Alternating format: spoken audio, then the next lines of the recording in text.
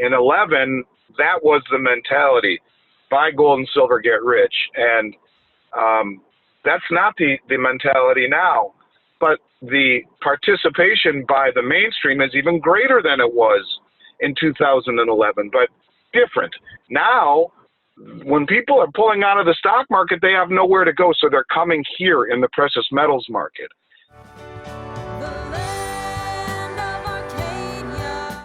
Hello there, my friends. Chris Marcus here with you for Arcadia Economics, and it is once again that time for Andy Schectman's physical silver and gold market update. Check in what's happening on the physical conditions, which, as we know, are often quite separate from the silly COMEX exchange system. Unfortunately, Andy breaks it down for us each week. So, Andy, it's great to have you in here again today. How are you, my friend? Chris, good to hear your voice, brother. I'm doing well. Hope you are too. I am, and having fun following the markets as usual. One thing that, we've talked more about the retail level on many of our calls this year, although would love to get your comments on what's happening on the wholesale level. I get emails from people around the globe now hearing different things about Perth mint availability, London conditions, and I wouldn't say that metal is not available, but product selection is spotty. And so again, anything you could comment on the wholesale level, because I think that's an area where people often don't get much access. Yeah, sure. So the wholesale level is typically made up of two sectors, Chris. You got the public and you got the institutions. The public side of things, a la the small coin shops in the neighborhoods that are buying metal from the people in the community, they're typically, by and large, out of product. When I look at the tremendous amount of business that we've done this year, it's been void almost entirely of people selling us anything. So, you have massive demand in this industry, creating an environment that, we haven't really ever seen before in the precious metals industry. And all of it has been void of selling. It's been people buying. And so when we talk about wholesale product, one sector of it has been cut off at the knees, and that is people selling. And as I've mentioned on your show before, that's why there's the old saying, there is no bull market like a gold bull market, because the higher the price goes or the crazier the world gets, only strengthens people's grip on the metal that they bought and reinforces their motivation for buying it to begin with. And so it's not a profit-based endeavor. It's one more centered around fear, concern, and protecting everyone's family. So as far as the other side is concerned, the industrial or the wholesale side or the commercial side, where we're buying from the mints and the large distributors, sad truth of it is you have to be pretty high up on the food chain in order to get preferential treatment. You have to be associated with the handful of the largest distributors in the world and or the large sovereign mints, because if you're not, product supply is not easy to come by right now unless you have good relationships and the ability to write out large checks right on the margin. There is no there are no layaway plans these days. So you pay up front, and as a dealer, we are confronted with kind of a daunting dilemma. People say, well, all these gold companies are making so much more these days. Well, that's not the truth. The truth of it is that when I buy 25,000 Silver Eagles at well north of $5.50 a piece, well north of that, that's as high of a premium as I've paid ever in 30 years. So we are buying the product from the distributors, paying in advance, upfront, with the largest premiums, save for the last 2 months where the premiums were a little higher. But by and large, we're paying upfront huge premiums to get product to sell to people. And as I've mentioned before, I have instructed our operations department, Chris, to really load up on product heading into the fall. I'm very concerned that we see a repeat of what we saw in March this fall, where product was impossible to get, delivery delays began to become a norm, and premiums were as high as I've ever seen them. So don't mean to get off track in answering your question. The bottom line is that for a company like ours and any of the other large precious metals companies in the United States, they're able to get product from the large distributors and the mints for now.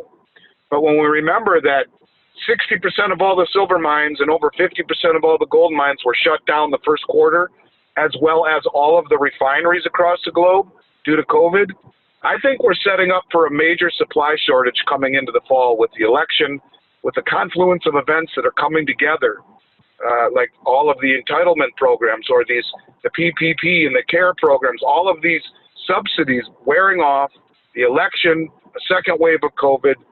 I think this is a sweet spot right now where supply is decent, premiums have come down, but I am not confident that that continues into the end of the year.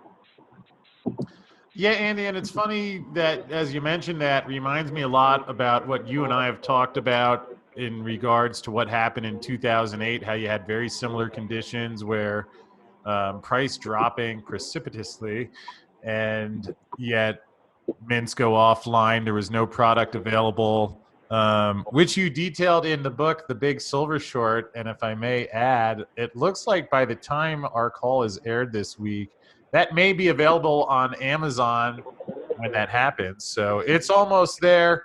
Although, Andy, back to the question here. So it reminds me a little bit of 2008, although I'm wondering, how does this compare to what we saw in 2011? And maybe you could give people an idea, in the months leading up to that spike to $50, what were you seeing before that happened? Well, it's interesting. In this industry, the one thing as someone who's in the industry wants is volatility. Whether you see really low prices or really high prices, that's what attracts the buyers. The difference in between what I see right now and what I saw then is this. In 2011, when we were doing 200 orders a day, which, by the way, in March we did double that, and the 200 orders a day was by far the most we had ever done prior to March of this year, when the craziness that was March doubled or almost tripled in some occasions that order flow. But what we saw back then was a very wide participation of the mainstream. We were getting several orders a day that would be a few $100s a piece. Everyone was buying because back then it was centered not around fear. By 2011, the time lag between 2008 and 2011 had dissipated the fear and the concern. And at this point, the economy was okay, but the price of gold and silver were going to the moon. It was more about catching on the next great bull market. And so there was a lot of people buying gold and silver for the reasons that I would never advocate, and that is trying to profit. Now, gold and silver to me are wealth, Chris. They're not an investment. But in 11, that was the mentality: buy gold and silver, get rich. And that's not the mentality now. But the participation by the mainstream is even greater than it was in 2011, but different. In 2011, it was people trying to capitalize on profit. Now, we are seeing a mass exodus out of the stock market, where those people would normally park their money in the bond market to protect in times of chaos and fear. Now, with interest rates at the lowest level in human history, with the federal funds rate, the futures market going negative into January, saying the futures market is predicting negative interest rates by 2021. When people are pulling out of the stock market, they have nowhere to go, so they're coming here in the precious metals market. And so what we're seeing now, the real difference is, instead of people buying to profit, we're seeing massive orders. and people trying to protect and save and preserve and get off the grid. And that is creating price inflation in this industry that we've never seen before. And participation by the mainstream in allocations and in volumes that we've never seen before. So I guess if I had to simply say is that the difference in a nutshell is you can really visualize the difference between greed and fear. And in fear, it's much more chaotic and it's much larger. With the greed, it's more about not missing out. But there wasn't as much conviction behind it in 2008 as there is now. Bottom line, people are scared shitless, and watching 40% of their wealth vaporize in March really was a spiritual experience for a lot of people, Chris. So this time is based upon fear. 2011 was greed, and I think there's a big difference between the two. Although, does it seem as if 2020, especially when the price finally starts to move, we've seen it move. I mean, to be clear, we've seen it move plenty in gold. But especially once the silver price starts to move, do you think we'll end up seeing both fear and greed playing out? Yes, but remember, fear is the strongest of all human motivators. And so I think that you will see both. But the people who are in it for profit are in it for the wrong reason.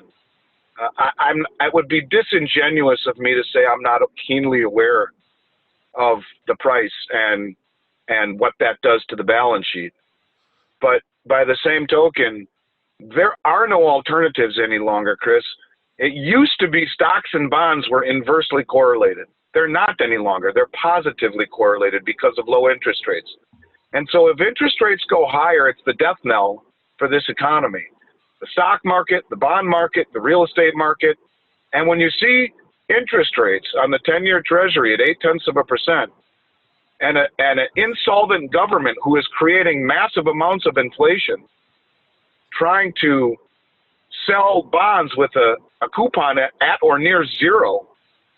Andy, come on, let's be fair, because the Fed has a 2% inflation mandate. That's a negative rate. So, well, that is a negative rate, and they're talking about actually going physically negative into the end of the year. The futures traders are. So we have big problems on the horizon, and I think that you will see more interest that is predicated upon fear and just not knowing where the hell to put your money any longer with safety. There will be a certain segment of the public that will try to capitalize on the profit, but I honestly think that this time around it's different. This time around, the old mantra of return on your money is nowhere near as important as return of your money will take center stage. Counterparty risk will take center stage. And as Doug Casey is, I think, one of his best statements he's ever made is that, he's famous for saying it, is precious metals are one of the only asset classes on the planet that are not simultaneously someone else's liability. That type of mantra will take hold, I think, as this year plays out. And so, yeah, I think there will be greed, but I think it's going to be predicated more towards concern, safety, prudence, and preservation. Yeah, that makes sense. And Andy, perhaps one way, I found a good way of measuring, this is going to be a new feature on the show, but I guess it happened a couple times earlier this week, but as we're recording at the moment, Tesla is above $1,000 per share, whereas silver at $1,750. So I'm calculating the Tesla to silver ratio at 57.4 right now. And I mean, it's kind of baffling because I thought the whole world was shut down due to Corona and the stock market got hammered, yet apparently, I don't know, maybe I wonder if the Fed will start buying Teslas for everyone, and maybe that would support this price. But what do you think we'll see happen going forward with the Tesla to silver ratio, which currently stands at 57.4? Well, I'll tell you something. It's interesting. It's a stock where a company continues to lose money yet it defies gravity. That's somewhat emblematic of the economy at large right now, where 40 million people are at work and there's just a major disconnection between Wall Street and Main Street. I don't know, Chris. I think that,